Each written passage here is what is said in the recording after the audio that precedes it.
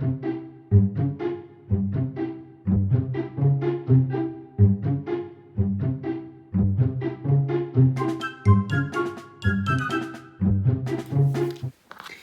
let's work some inner ears with pink. Very excited. So we're going to do some more picking up and knitting. So we should be sort of familiar with that by now. But where we're going to start from is we're going to start from this edge down here, just by the cast off edge of the head. And I'm going to go right in the corner of that ear there, and we've got to go and pick up 11 stitches from that edge where my needle is now right up to the peak of the ear.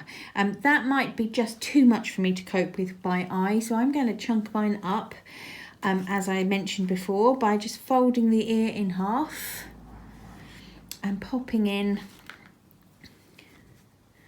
a little stitch marker just about there, halfway along.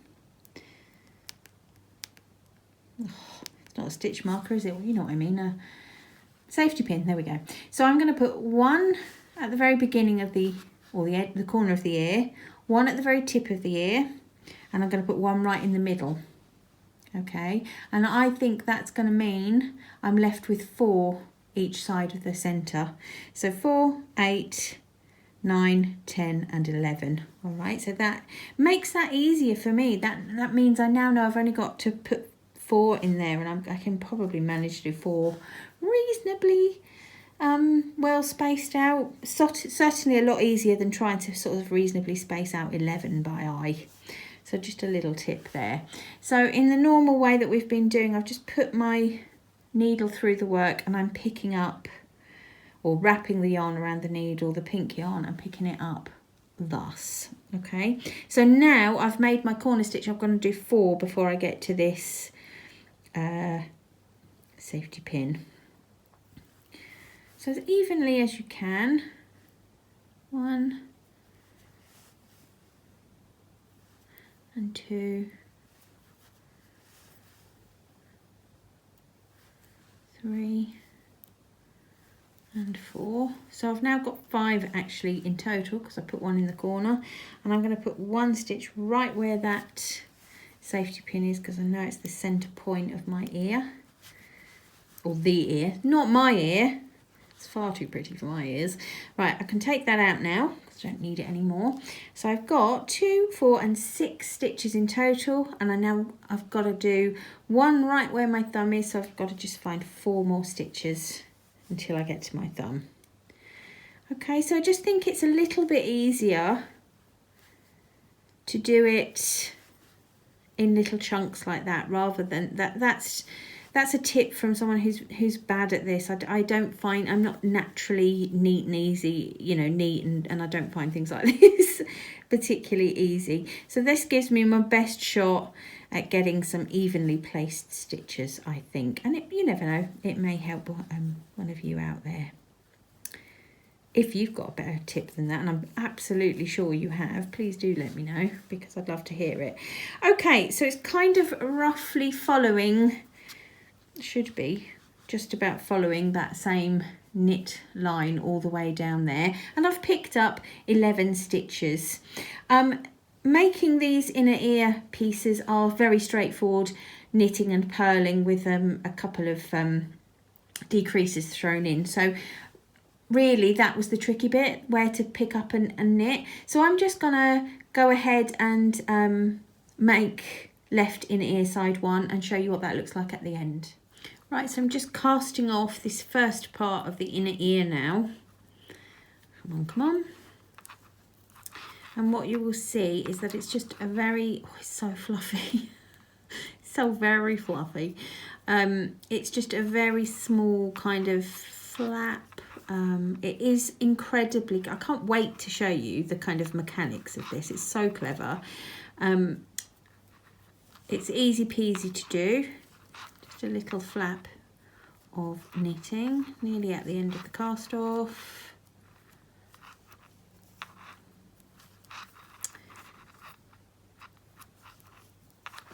Okay, let me just take that out for now. I'm going to pull that through. Gigantic shears.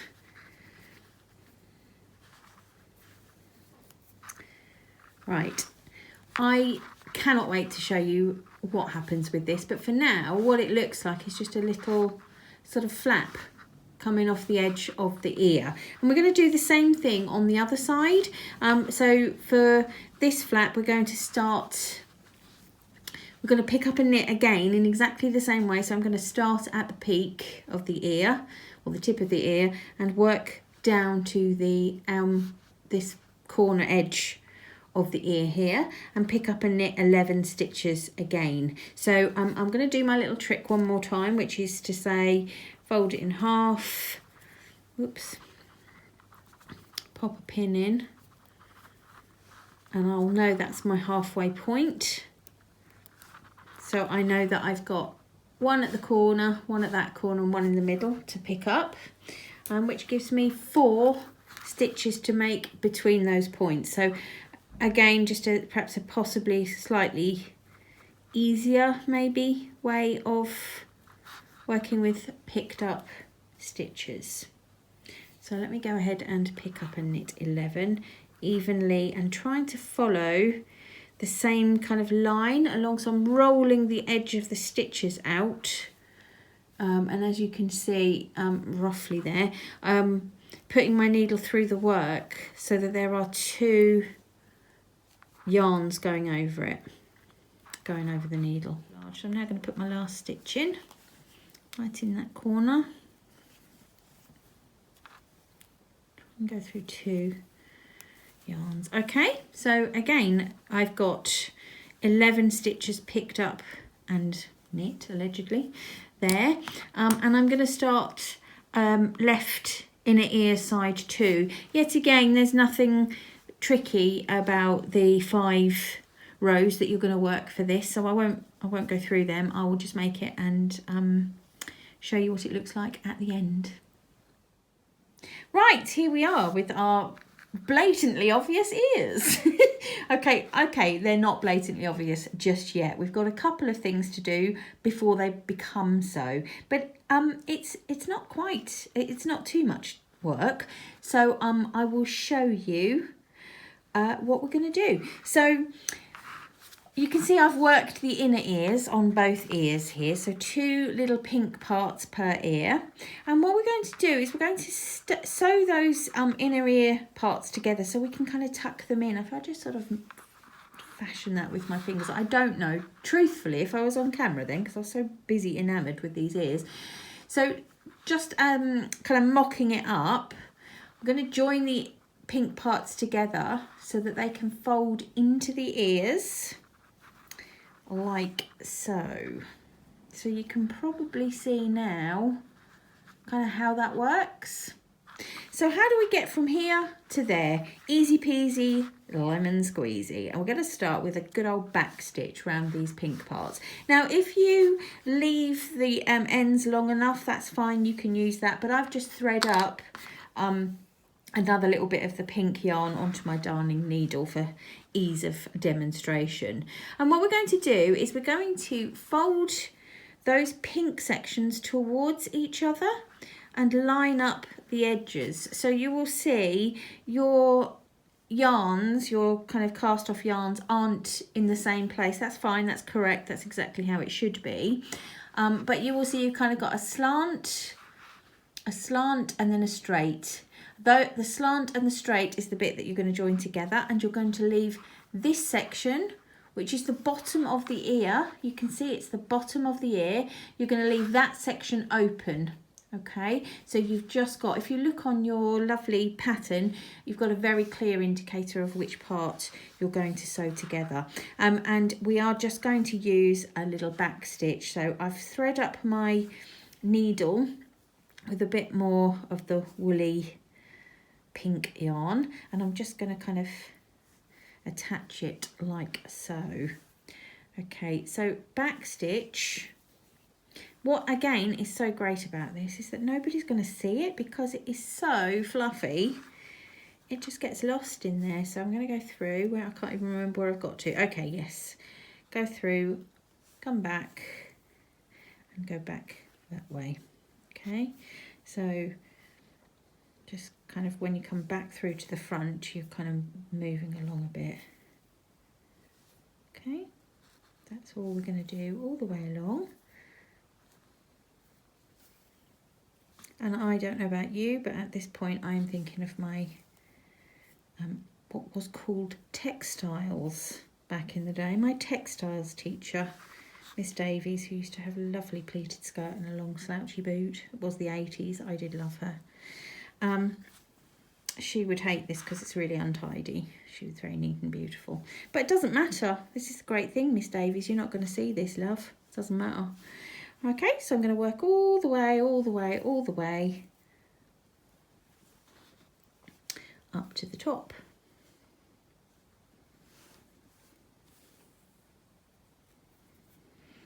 Right. Okay, and I'm just going to fasten that off a little bit up here. Okay, just trim that. Excuse me, because I can't possibly put gigantic shears on camera. Just pretend they're neat and beautiful, tiny tiny embroidery scissors. Okay, so if you look, we've got a really quite an ungainly seam, and it's all the wrong way round. So we're just going to fold that through, look. Oh gosh, there you go, done.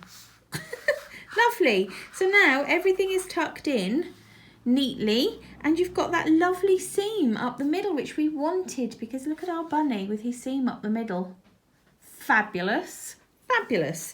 You are going to trim all of those ends down because you don't want to have stuffed ears. Okay, so you're going to trim those, and then what we're going to do now is I'm going to do the same on this other side, but I think I'll probably just finish one all in one go and then go and finish the other one up. We're going to finish by folding the ears close, the cinnamon part of the ears together towards each other, I should say, just like that. Okay, and just putting a few stitches up here. So again, if I show you my bunny, only a few stitches up the base that you can see, just to kind of hold that base together and give that lovely inner ear look. So obviously I'm going to use the cinnamon yarn for that, so I'm just going to thread up my needle. Right, so now that we've got the inner ear section joined, we want to make our ear, well, we're going to finish our ear off by just putting a few stitches at the base to create that lovely ear shape. So you can see there's just a tiny, maybe 2 or 3 stitches at the base of on the cinnamon side to just give that ear definition and shape. And we're going to use mattress stitch to do that. I'm going to be honest with you, this is not the best project for me to demonstrate mattress stitch on because there's a lot going on. We've got picked up and knit stitches and all sorts happening, but I'm going to give it my best shot for you because I love you. So to begin with, I'm going to join my yarn over here in the corner, and I'm just going to go through the very corner if I possibly can and go through it again, and that will just secure the yarn. Don't worry about the fact that there's a tail, it's not a problem, it's nice and secure. When I hold the, I know we're not going to go all the way up, but if I hold the ear like that, the edge stitches roll in and you can just about see it, well, you can see quite clearly actually those V's running up the edge, and on the other side as well, the sort of the V's running up the edge, and that is where I'm going to aim my mattress stitches. I want to work beyond those stitches. So if I look at that row of V's going up, when you look in your work, you'll be able to see it much clearer than this. If I hold it up really close, there is the row of stitches going up, and there is the row of neck stitches going up, and in between there are bars. Can you see? My needle is under 1 bar, my needle is under 2 bars there. I'm just lifting them up. Okay, on your own work, as I said, this will be much clearer, but if you kind of pull the 2 lines of stitches apart, you'll see those bars nice and clearly, and that's where we're going to be aiming with our mattress stitch. So I have secured my yarn over on the left side of the ear, and I'm now going to come straight over to the right side of the ear and find the like for like stitch, which is all the way down here, and pull it apart so I can see those bars that we just talked about. All right, and there's the first. I'm going to go under 2 of them. My needle's going to go under 2 of them. It's tricky to see. You'll see it easily on your own work, as I said. But my needle is under 2 bars, and I'm just going to pull my yarn, and that's going to start bringing the edges together. Okay. What I'm going to do now is take my needle back into the space where I joined it originally. Do you remember I joined the yarn? Said I'm going to secure it in here, and I'm going to go up and under 2 bars on this side. You can see my needle is under 2 bars, and make the stitch. Give it a pull and come back to the other side again. Find where my yarn has come out of. Not always easy to see, but particularly when you're working the same, well, you will always be working the same colour yarn. That's why you're doing it. You want it to be invisible, but you can just about see it. If you don't want to, you don't have to pull it closed straight away. Leave it a bit open so you can easily see that yarn and where it's coming out. My needle's going to go back into the same place where it's already coming out, the yarn's coming out, and pick up 2 more bars. Okay, that's mattress stitching essentially. Going from one side to the other and picking up bars. Lovely. But the thing is, unfortunately, we don't want to do very many, so I'm only going to come over and do 1 more, and then we're going to stop, because else we'll be sewing the whole ear up. So you can see I've come back over, I've gone in where my yarn is coming out, and you're going to have to trust me on that because it's really tricky to see.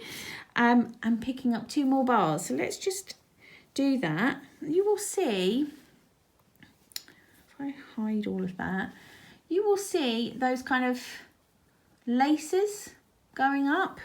If I pull this, it will close together nice and neatly, and you can't see where I've been.